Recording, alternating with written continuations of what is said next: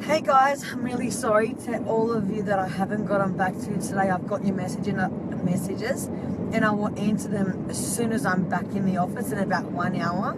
I've been working with the girls all week from morning to late, so my apologies. Okay, floor cleaning. The first video stopped, so I just got to do another one. So I cleaned a floor myself. I vacuumed and mopped it the right way in a line. So you do your best not to miss any bits. And my client said to me, Samantha, the floor's all streaky, and you can see where you weren't going in a straight line and going around things. And I said, oh crap, that's funny, because I do the exact opposite. So I said, let me pop out and let me fix it. And I'll tell you the next thing in a second. So basically, what had happened was her husband had plastered a wall together that was broken, and all the sand and all the gyprock dust was all over the floor. And we came in and vacuumed it and mopped it. But what had happened was all the finer dust that the vacuum cleaner didn't pick up was still on the floor. So when I mopped it, imagine it's like mopping mud onto tiles. Like, it doesn't matter where you mop, there's going to be mud bits everywhere. So it's going to look like you didn't mop the floor or bits and pieces. So I went back this morning with my Enyo fiber. I've got 2 photos of them to prove it. See all this white stuff? That was from her floor. So I had vacuumed the floor and it looks squeaky clean, but all the finer stuff was still on the floor and I couldn't see it. So when I know you either would use microfiber cloths and you would do them by hand, or you would you'd have a microfiber, something microfiber that's a good microfiber mop, just to get all the dust off, because that's what it is.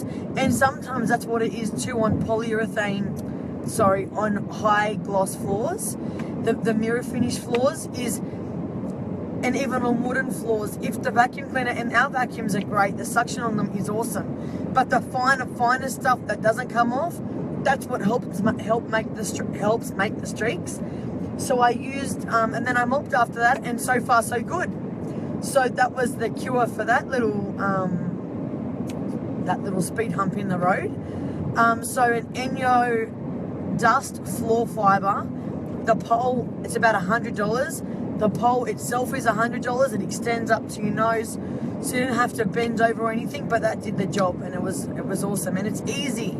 Okay, now the next thing was, you've got a TV cabinet and you've got finger marks from the kids. What we would normally do is when we go and do our dusting, we have our polishing cloth, a little White Magic glass microfiber cloth, and you just wet it and you just wipe it and all the marks come off. But in kitchens, you have to wash them first with a microfiber cloth in dishwashing liquid and a bit of water. Make sure it's nice and wet, and then wring it out. So you're going to wash the cupboard, and then with your dry glass cloth, you're going to wipe it dry. Streak free, absolutely beautiful, unless it's really dirty.